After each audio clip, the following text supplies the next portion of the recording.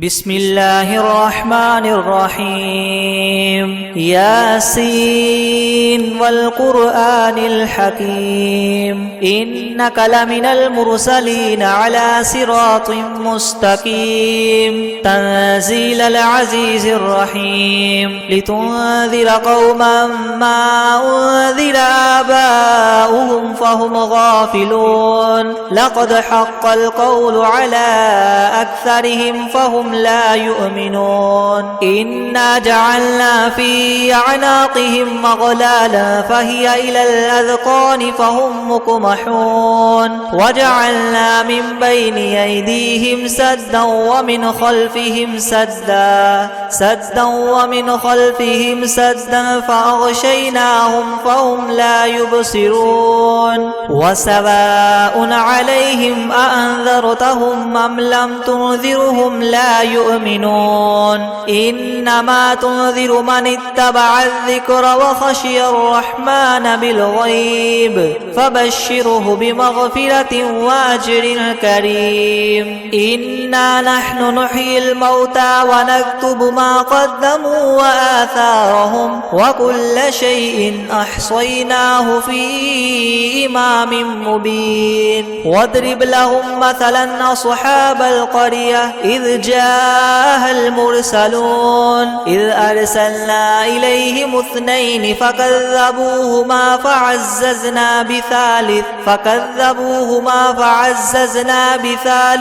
فقالوا إنا إليكم مرسلون قالوا ما أنتم إلا بشر مثلنا وما أنزل الرحمن من شيء إن أنتم إلا تكذبون قالوا ربنا يعلم إنا إليكم لمرسلون وما علينا إلا البلاغ المبين قالوا إنا تطيرنا بكم لئن لم تنتهوا لنرجمنكم وليمسنكم منا عذاب أليم قالوا طائركم معكم أئن ذكرتم بل أنتم قوم مسرفون وجاء من أقصى المدينة رجل يسعى قال يا قوم اتبعوا المرسلين اتبعوا من لا يسألكم أجرا وهم مهتدون وما لي لا أعبد الذي فطرني وإليه ترجعون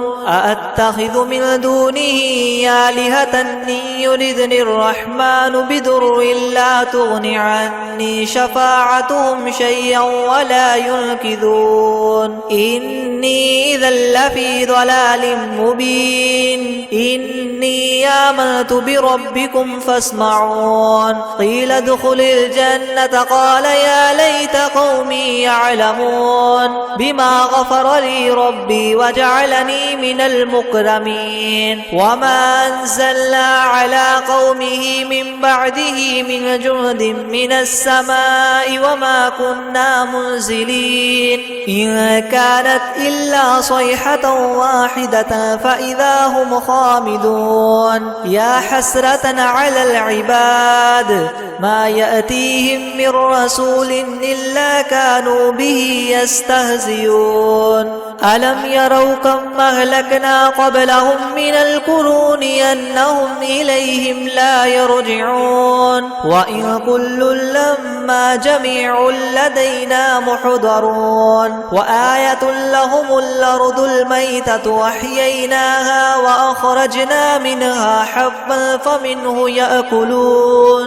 وجعلنا فيها جنات من نخيل وأعناب وفجرنا فيها من العيون ليأكلوا من ثمره وما عملته أيديهم أفلا يشكرون سبحان الذي خلق الأزواج كلها مما تنبت الأرض ومن أنفسهم ومما مما لا يعلمون وآية لهم الليل نسلخ منه النهار فإذا هم مظلمون والشمس تجري لمستقر لها ذلك تقدير العزيز العليم والقمر قدرناه منازل حتى عاد كالعرجون القديم لا الشمس ينبغي لها أن تدرك القمر ولا الليل سابق النهار وكل في فلك يسبحون وآية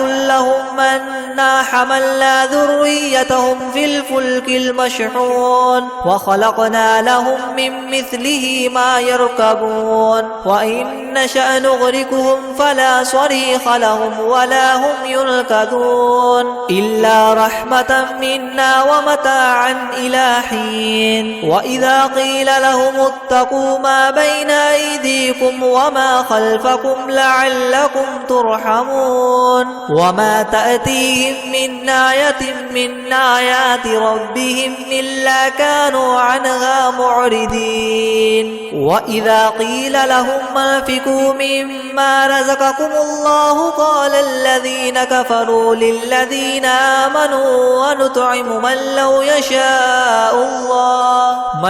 يشاء الله وطعمه إن أنتم إلا في ضلال مبين ويقولون متى هذا الوعد إن كنتم صادقين ما ينظرون إلا صيحة واحدة تأخذهم وهم يخصمون فلا يستطيعون توصية ولا إلى أهلهم يرجعون ونفخ في الصور فإذا هم من الأجداث إلى ربهم ينسلون قالوا يا ويلنا من بعثنا من مرقدنا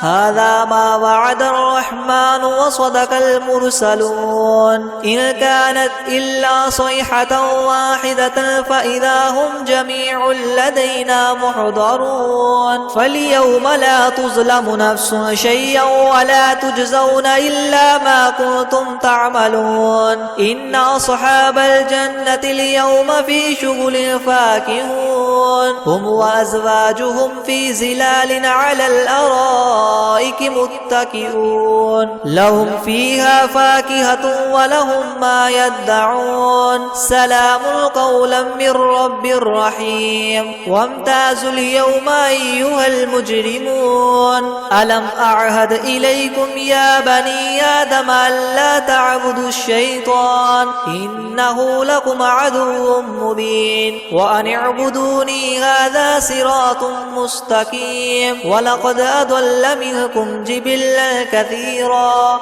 أفلم تكونوا تعقلون هذه جهنم التي كنتم توعدون اصلوها اليوم بما كنتم تكفرون اليوم نختم على أفواههم وتكلمنا أيديهم وتشهد أرجلهم بما كانوا يكسبون ولو نشاء لطمسنا على أعينهم فاستبقوا الصراط فأنى يبصرون ولو نشاء لمسخناهم على مكانتهم فما استطاعوا مضيا ولا يرجعون ومن نعمره ننكسه في الخلق أفلا يعقلون وما علمناه الشعر وما ينبغي له إن هو إلا ذكر وقرآن مبين لينذر من كان حيا ويحق القول على الكافرين أولم يروا أنا خلقنا لهم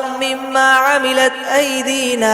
أنعاما فهم لها مالكون وذللناها لهم فمنها ركوبهم ومنها يأكلون ولهم فيها منافع ومشارب وفلا يشكرون واتخذوا من دون الله آلهة لعلهم ينصرون لا يستطيعون نصرهم وهم لهم جند محضرون فلا يحزنك قولهم إنا نعلم ما يسرون وما يعلنون أولم ير الإنسان أنا خلقناه من نطفة فإذا هو خصيم مبين مبين وضرب لنا مثلا ونسي خلقه قال من يحيي العظام وهي رميم قل يحييها الذي ينشاها أول مرة وهو بكل خلق عليم الذي جعل لكم من الشجر الأخضر نارا فإذا أنتم منه توقدون أوليس الذي خلق السماوات والأرض بقادر على أن يخلق مثلهم بلى وهو الخلاق العليم إنما أمره إذا أراد شيئا أن يقول له كن فيكون فسبحان الذي بيده ملكوت كل شيء وإليه ترجعون بسم الله الرحمن الرحيم الرحمن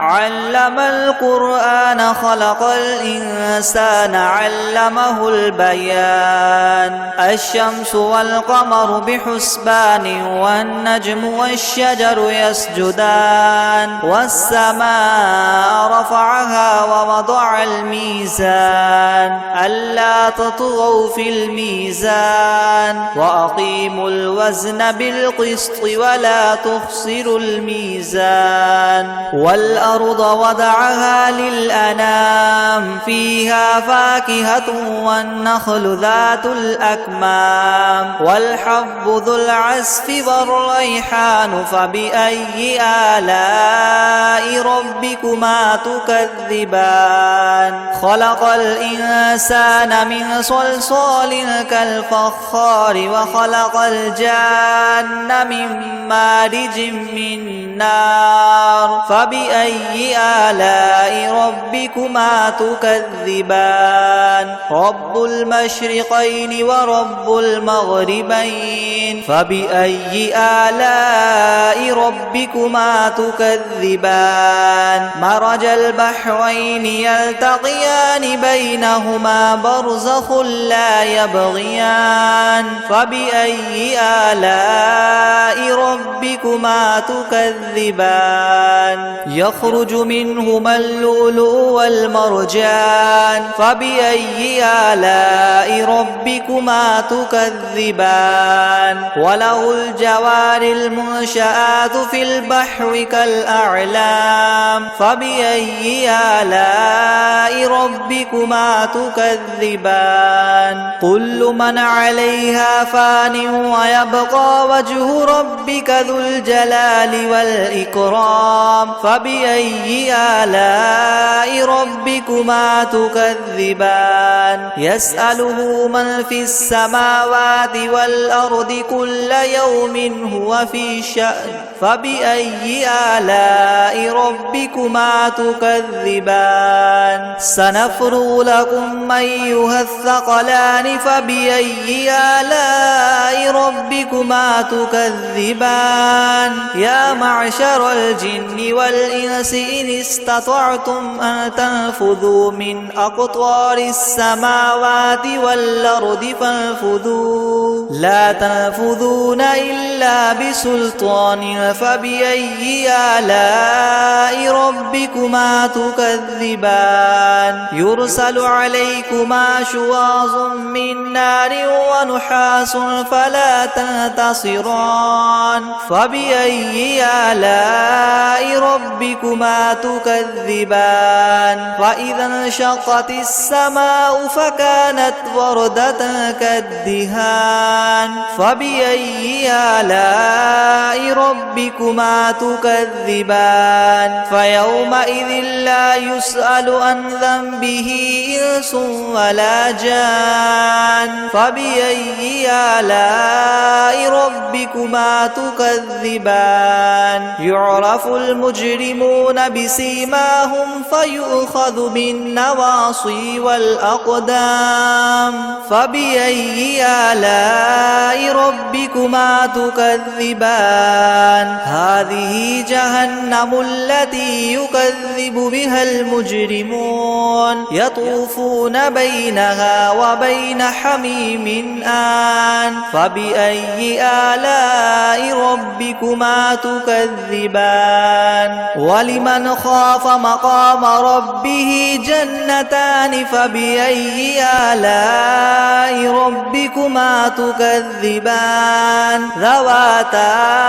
أفنان فبأي آلاء ربكما تكذبان فيهما عينان تجريان فبأي آلاء ربكما تكذبان فيهما من كل فاكهة زوجان فبأي آلاء ربكما تكذبان متكئين على فرش بطائنها من استبرق وجنى الجنتين دان فبأي آلاء ربكما تكذبان فيهن قاصرات الطرف لم يطمثهن إنس قبلهم ولا جان فبأي آلاء ربكما تكذبان كأنهن الياقوت والمرجان فبأي آلاء ربكما تكذبان هل جزاء الإحسان إلا الإحسان فبأي آلاء ربكما تكذبان ومن دونهما جنتان فبأي آلاء ربكما تكذبان مدهامتان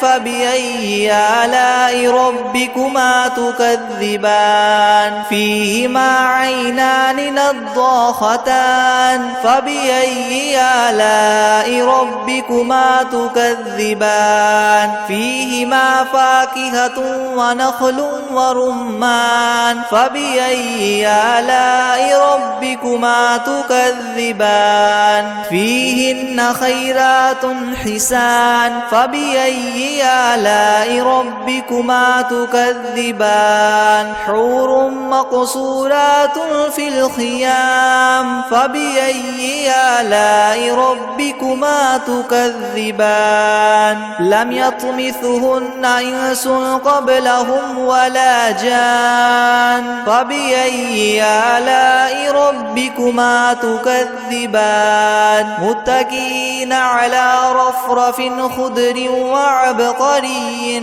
حسان فبأي آلاء ربكما تكذبان تبارك اسم ربك ذي الجلال والإكرام بسم الله الرحمن الرحيم ياسين والقرآن الحكيم إنك لمن المرسلين على صراط مستقيم تنزيل العزيز الرحيم لتنذر قوما ما أنذر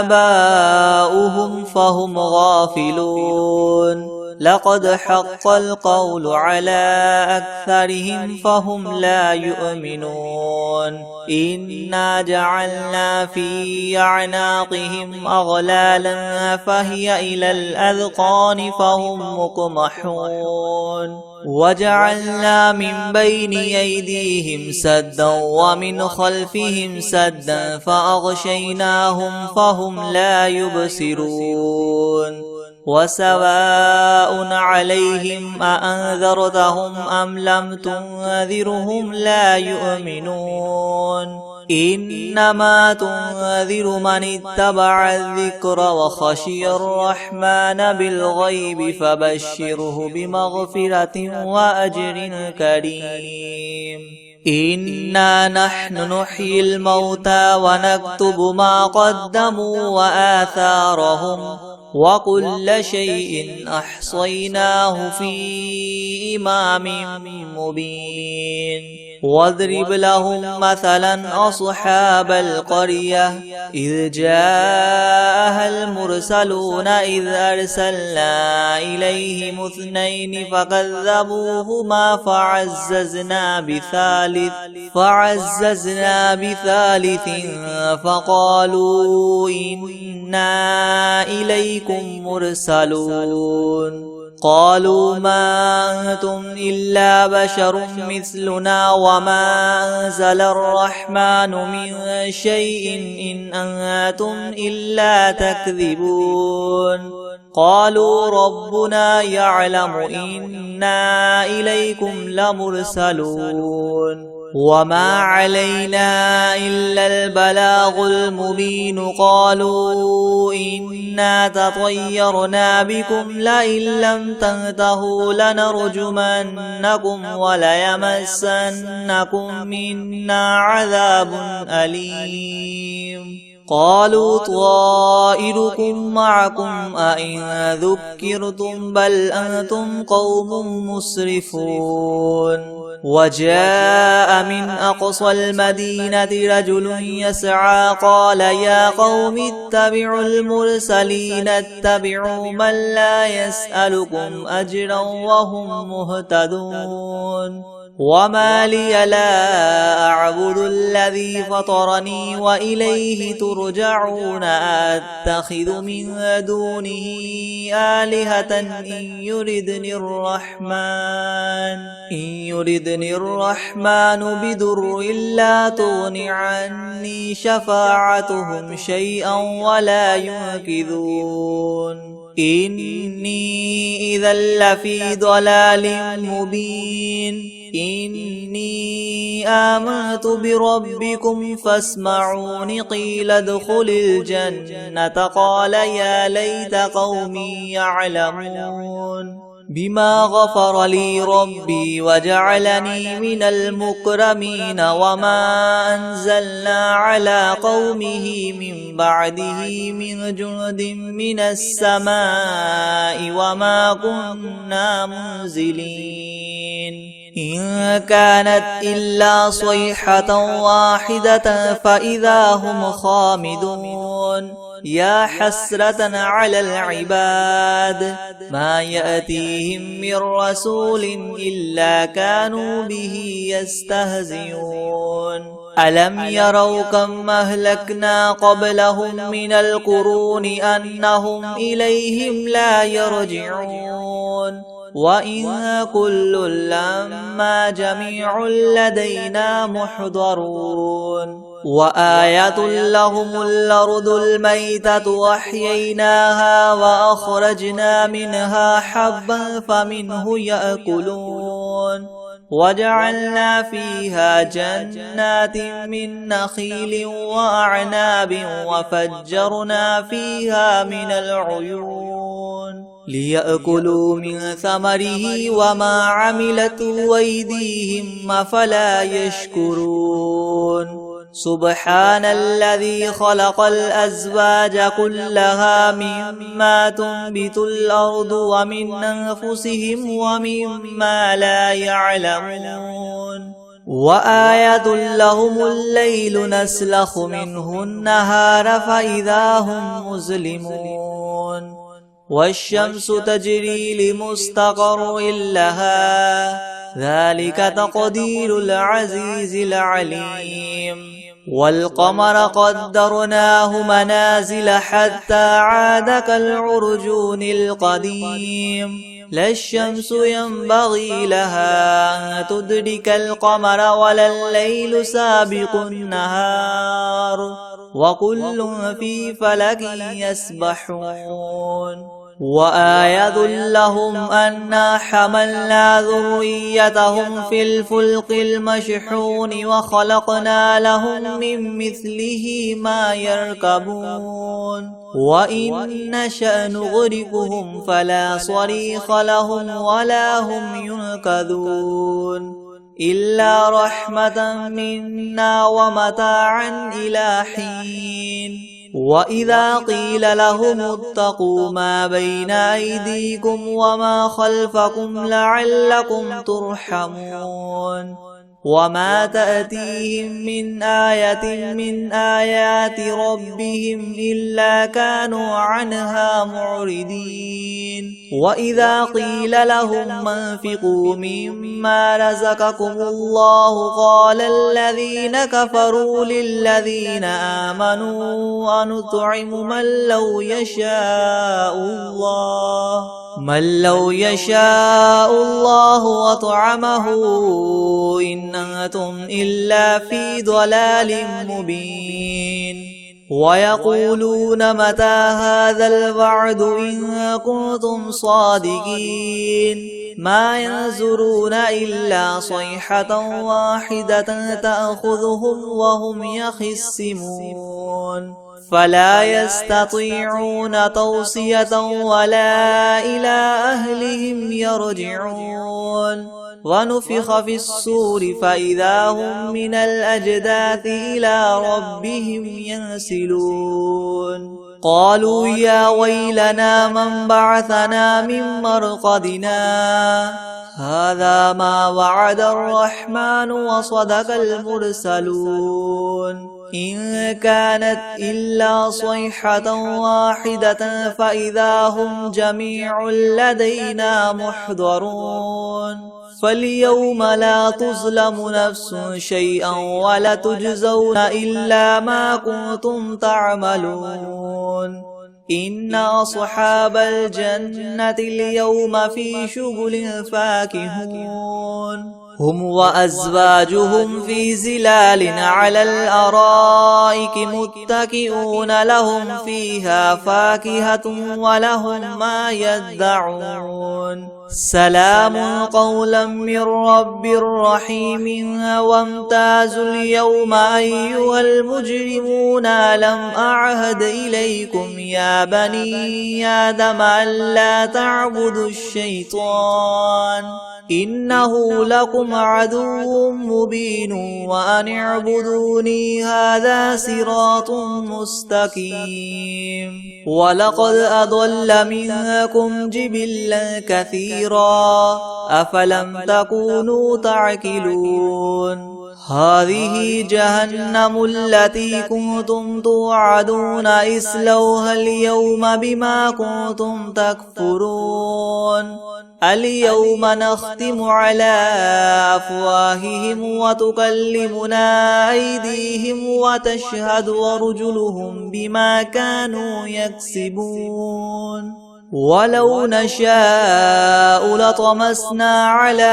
أعينهم فاستبقوا الصراط فأنى يبصرون ولو نشاء لمسخناهم على مكانتهم فما استطاعوا مضيا ولا يرجعون ومن نعمره ننكسه في الخلق أفلا يعقلون وما علمناه الشعر وما ينبغي له إن هو إلا ذكر وقرآن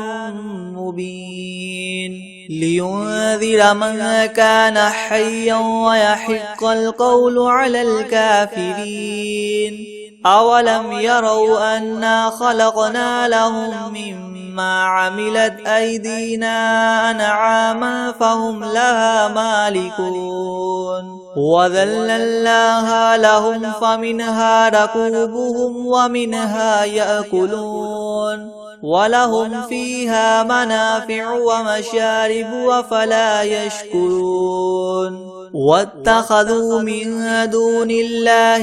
آلهة لعلهم ينصرون لا يستطيعون نصرهم وهم لهم جند محضرون فلا يحزنك قولهم إنا نعلم ما يسرون وما يعلنون أولم ير الإنسان أنا خلقناه من نطفة فإذا هو خصيم مبين وضرب لنا مثلا ونسي خلقه قال من يحيي العظام وهي رميم قل يحييها الذي ينشأها أول مرة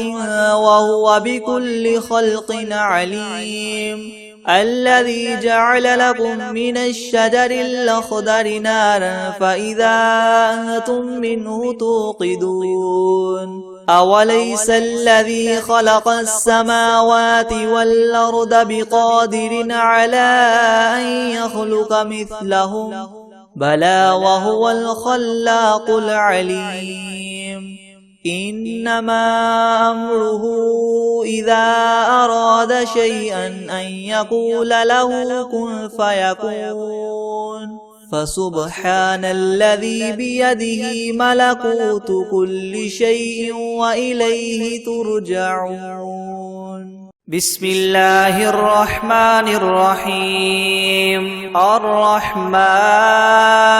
علم القرآن خلق الإنسان علمه البيان. الشمس والقمر بحسبان والنجم والشجر يسجدان. والسماء رفعها ووضع الميزان ألا تطغوا في الميزان وأقيموا الوزن بالقسط ولا تخسروا الميزان. والأرض وضعها للأنام فيها فاكهة والنخل ذات الأكمام والحب ذو العصف والريحان فبأي آلاء ربكما تكذبان. خلق الإنسان من صلصال كالفخار وخلق الجان من مارج من نار فبأي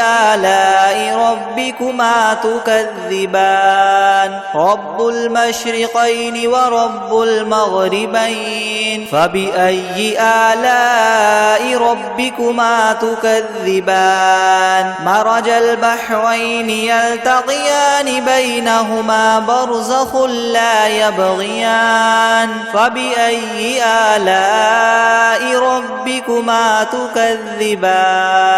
يخرج منهما اللؤلؤ والمرجان فبأي آلاء ربكما تكذبان. وله الجوار المنشآت في البحر كالأعلام فبأي آلاء ربكما تكذبان. كل من عليها فان ويبقى وجه ربك ذو الجلال والإكرام فبأي آلاء ربكما تكذبان. يسأله من في السماوات والأرض كل يوم هو في شأن فبأي آلاء ربكما تكذبان. سنفرغ لكم أيها الثقلان فبأي آلاء ربكما تكذبان. يا معشر الجن والإنس إن استطعتم أن تنفذوا من أقطار السماوات والأرض فانفذوا لا تنفذون إلا بسلطان فبأي آلاء ربكما تكذبان. يرسل عليكما شواظ من نار ونحاس فلا تنتصران فبأي آلاء ربكما تكذبان. فإذا انشقت السماء فكانت وردة كالدهان فبأي آلاء ربكما تكذبان. فيومئذ لا يسأل عن ذنبه إنس ولا جان فبأي آلاء ربكما تكذبان. يعرف المجرمون بسيماهم فيؤخذ بالنواصي والأقدام فبأي آلاء ربكما تكذبان. هذه جهنم التي يكذب بها المجرمون يطوفون بينها وبين حميم آن فبأي آلاء ربكما تكذبان. ولمن خاف مقام ربه جنتان فبأي آلاء ربكما تكذبان. ذواتا أفنان فبأي آلاء ربكما تكذبان. تكذبان فيهما عينان تجريان فبأي آلاء ربكما تكذبان فيهما من كل فاكهة زوجان فبأي آلاء ربكما تكذبان متكئين على فرش بطائنها من استبرق وجنى الجنتين دان فبأي آلاء ربكما تكذبان فيهن قاصرات الطرف لم يطمثهن إنس قبلهم ولا جان فبأي آلاء ربكما تكذبان كأنهن الياقوت والمرجان فبأي آلاء ربكما تكذبان هل جزاء الإحسان إلا الإحسان فبأي آلاء ربكما تكذبان ومن دونهما جنتان فبأي آلاء ربكما تكذبان مدهامتان فبأي آلاء ربكما تكذبان فيهما عينان نضاختان فبأي آلاء ربكما تكذبان فيهما فاكهة ونخل ورمان فبأي آلاء ربكما تكذبان فيهن خيرات حسان فبأي آلاء ربكما تكذبان حور مقصورات في الخيام فبأي آلاء ربكما تكذبان لم يطمثهن إنس قبلهم ولا جان فبأي آلاء ربكما تكذبان متكئين على رفرف خضر وعبقري حسان فبأي آلاء ربكما تكذبان تبارك اسم ربك ذي الجلال والإكرام.